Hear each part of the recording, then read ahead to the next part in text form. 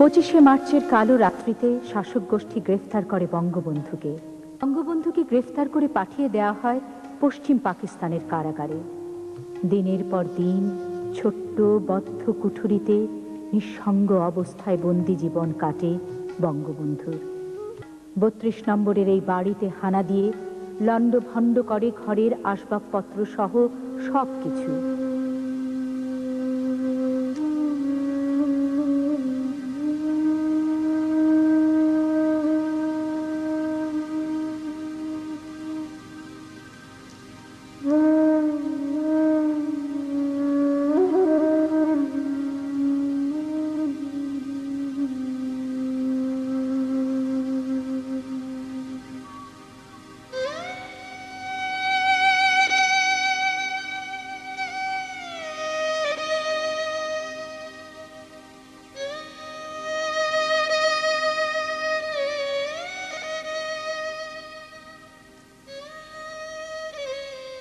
এই বাড়িটিকে ঘিরেই গড়ে ওঠে ইতিহাসের মহানায়কের ব্যক্তি ও রাজনৈতিক জীবন। 32 নম্বরের এই বাড়িটিতে থাকতেন তিনি, সাথে তার পরিবার। একজন স্নেহশীল পিতার কোমল হৃদয়ের উষ্ণ ছোঁয়া ঘিরে রাখত বাড়িটিকে। মা বাবার আদরের মুজিব নানান ঘটনা প্রবাহে ইতিহাসের পথবে এক সময় হয়ে উঠলেন সমগ্র দেশের নয়নমণি, সবার প্রিয় শেখ মুজিব। আসে বিজয়, আসে মুক্তি, এক সাগর রক্ত আর অগণিত মানুষের আত্মত্যাগের বিনিময়ে অর্জিত হয়। 1975-এর 15ই আগস্ট রাতের অন্ধকারে তারা ঝাঁপিয়ে পড়ল 32 নম্বরের এই বাড়িটির উপর।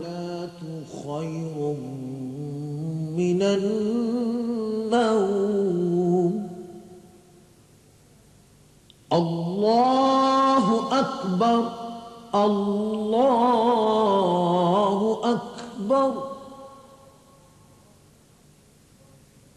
লা ইলাহা ইল্লাল্লাহ। নিষ্ঠুর ঘাতকেরা এই বাড়িতে হত্যা করল বঙ্গবন্ধু, বেগম মুজিব, শেখ কামাল, শেখ জামাল, শেখ নাসের, বঙ্গবন্ধুর 2 পুত্রের নবপরিণীতা 2 পুত্রবধূ সুলতানা কামাল, রোজি জামাল আর অবুঝ নিষ্পাপ শিশু শেখ রাসেলকে। পৃথিবীর ইতিহাসের এই জঘন্যতম হত্যাকাণ্ড শেষ রাত্রির পবিত্র আজানের ধ্বনিকেও সেদিন ছাপিয়ে দিয়েছিল বর্বরতায়, মেশিন গানের কর্কশ শব্দে। পিতা, কি করে আমরা তোমার রক্তের ঋণ শোধ করি? এখনো এই 32 নম্বরের বাড়ি দাঁড়িয়ে আছে তোমার নৃশংস হত্যাকাণ্ড বুকে সাক্ষী রেখে।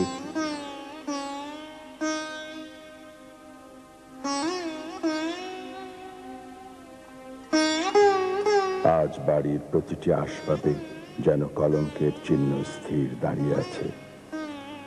কেউ বা বুকে নিয়ে বুলেটের দাগ নির্বাক বলে যেতে চায় শোকাতুর কিছু বর্ণমালা।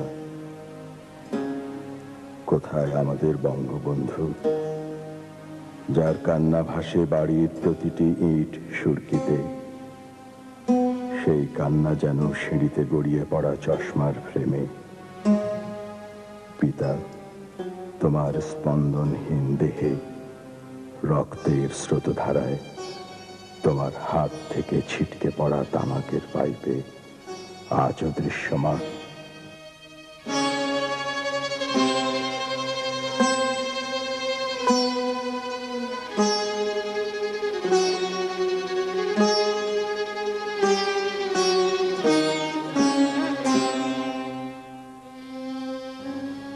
কেন এই বেদনাবিধুর দৃশ্য বাঙালিকে দেখতে হলো? বিয়ের মেহেদি রং হাতের তালুতে নিয়ে যে বধূ ঘুমিয়েছিল, তাকে কেন হত্যা করা হলো? যে শিশু অবুঝ, পোষা কবুতরের সঙ্গে যার শুধু কথা হতো, তাকে কেন বুকে বিঁধে দিলে বিষাক্ত বেয়নেট? আজও 32 শিশুর কান্না মায়ের আর্তনাদ, বোনের আহাজারি আর ভাইয়ের অশ্রুসিক্ত বুলেটে খচিত ছবি বলে যায় এখানে এই ৩২-এ ঘাতকের দল কিভাবে চালিয়েছিল হত্যাকাণ্ড।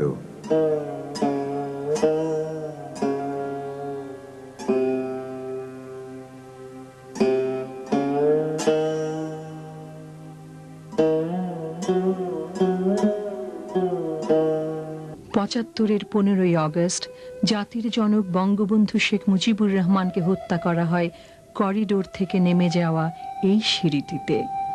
এখানেই ঘাতকের গুলিতে বঙ্গবন্ধুর দেহ ঝাঁঝরা হয়ে গিয়েছিল। রক্তের দাগ এখনো দৃশ্যমান।